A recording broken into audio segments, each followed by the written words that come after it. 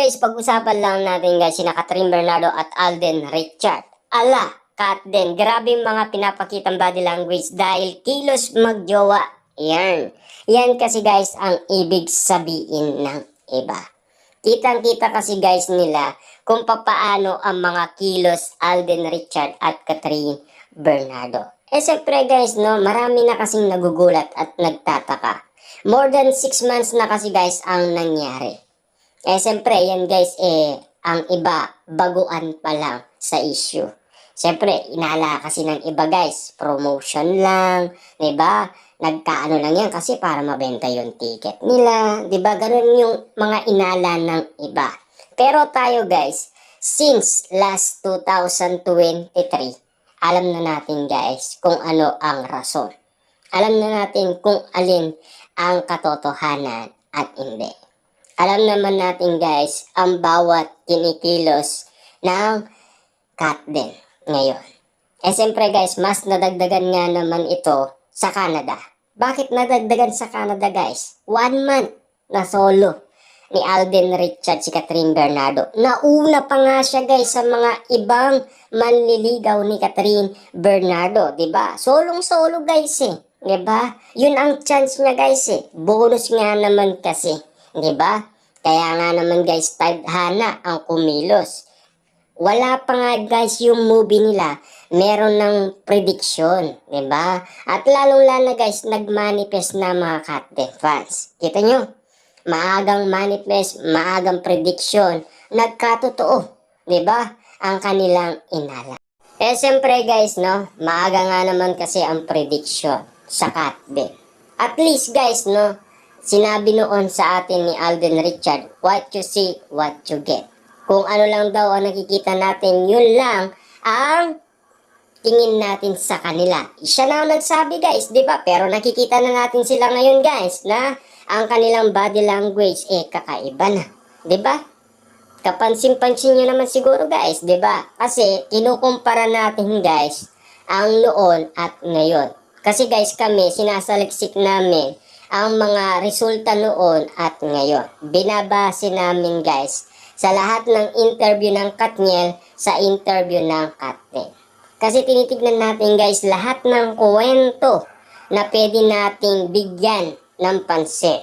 Hindi lang kasi guys yung kwento ngayon eh. Diba? Kasi tignan si Alden Richard guys. Bawat interview sa kanya nanginginig siya.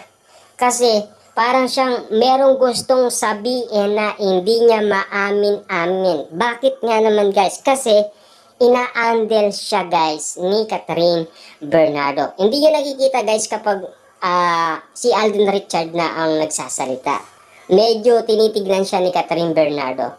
Kasi baka meron siyang masabi na pwede niyang awakan si Alden Richard na para at least mapreno. Diba? Kasi siyempre guys, baka nga naman kasi hindi palyado ang kanyang bibig, diba? Kasi nakikita naman natin guys at ramdam naman natin ang bawat kilos ni Alden Richard. Nung pagkasabing magkaibigan lang sila, sumimangot si Alden Richard. At nung marinig niya guys na magkikita lang daw sila kapag merong okasyon or kaya mag-gym sila, ang pangit ng itsura ni Alden guys, parang sinasabi niya guys na hindi totoo. Diba? Parang ganon. Siyempre guys, no? Nag-invest na ng pagod si Alden Richard sa panliligaw. Diba? Alam naman natin yun guys. Kaso nga lang, handle situation ang nangyayari. Diba? Siyempre guys, kailangan may safety muna bago i-open. Diba? Kailangan kasi guys, medyo very careful sa pagsasalita kasi merong media, mga fans, may netizens, 'di ba? Mga celebrity na pwede guys manukso sa kanila at lalong-lalo na guys, siyempre pwedeng gumulo ang kanilang sitwasyon. Kasi media yan guys eh. Alam mo naman na ang media kung ano ang trabaho niya. 'Di ba? Tatanungin at tatanungin ka hanggat hindi ka na itatanong yan, kukulit at kukulitin ka niya. Diba? Kasi sa bawat company ng guys, mga ganyan, siyempre kailangan pag trending ang usapan, kailangan nandun ka rin. Para at least guys, siyempre ma-promote nga naman kasi ang kanilang kumpanya. Diba? Ganito talaga guys ang sitwasyon sa atin. Diba? Kailangan maintindihan ninyo ang bawat issue at intriga. Kung bakit hindi pwedeng i-open. Diba? Kasi mahirap nga naman guys i-open. Kasi kita nyo naman guys, no? Ang daming mga intriga, issue, mga reaction na kumakalat ngayon sa social media. Iba-iba na guys ang mga binibigay ng iba.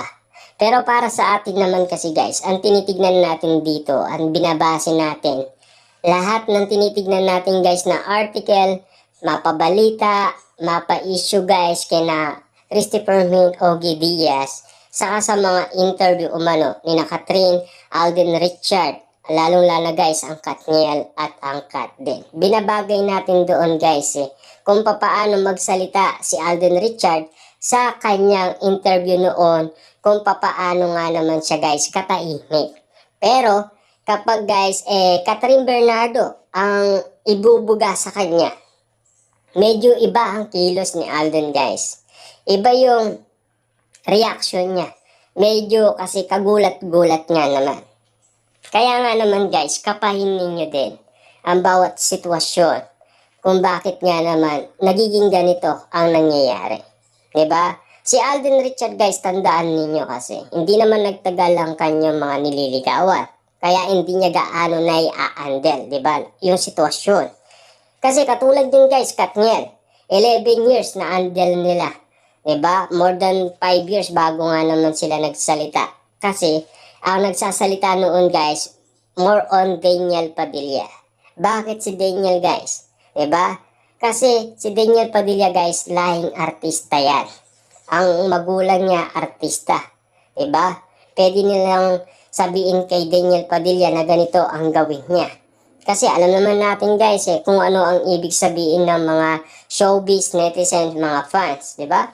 Kaya alam nila guys na pwedeng ingatan kasi gugulo ang sitwasyon nila. Lalo-lalo na guys, kukulit at kukulitin ka ng mga media, netizens at mga fans. Hindi tatahimik yan guys, kaya nga naman, ganito ang sitwasyon. Ngayon, ang nag-aandal ngayon guys sa Katden, Catherine Bernardo.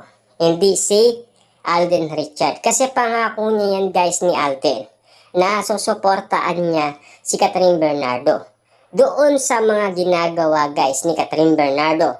Pero doon sa sitwasyon na guys na magsasalita sila, na-handle guys ni Catherine Bernardo si Alden Richard. Kasi si Catherine guys, pinagdaanan niya na yan Alam niyang paikutin guys ang sitwasyon. Kasi alam niya na ginawa niya na yan. Diba? Para at least guys maintindihan lang ninyo ang bawat sitwasyon kung bakit namin lilinaw sa inyo ang kanilang body language. Si Alden na mismo guys ang nagsabi, what you see, what you get. Diba? Yan kasi guys ang isang bagay na kung ano ang sinalita mo, yun kasi ang nakikita at napapansin natin. At lalong-lalo na guys, kasi noon, alam naman natin magkaibigan din sila. Ngayon, sinasabi nila magkaibigan sila. Pero bakit ganon kasi? Diba? Ano ang ibig sabihin ng noon, ngayon? Diba? Hindi naman pwede natin sabihin guys, magkaiba. Magkaiba talaga sila ang sitwasyon. Diba? Kaya nga naman guys, lahat tayo ay nagdududa, nagtataka, diba? At siyempre guys, sabik na tayo sa kakaintay na sila mismo guys ang magsabi sa atin na kung ano ang tunay na rason kung bakit nga naman sila ganon sa isa't isa. At lalong-lalo guys, siyempre, iintayin paraan natin guys ang pagkatapos ng kanilang movie. Kung ano ang magiging sitwasyon nila. Diba? Kung ano na ang makikita natin. Sigurado guys, legit Marites, hindi tatahimik yan hanggat walang nasasagap na issue. Diba?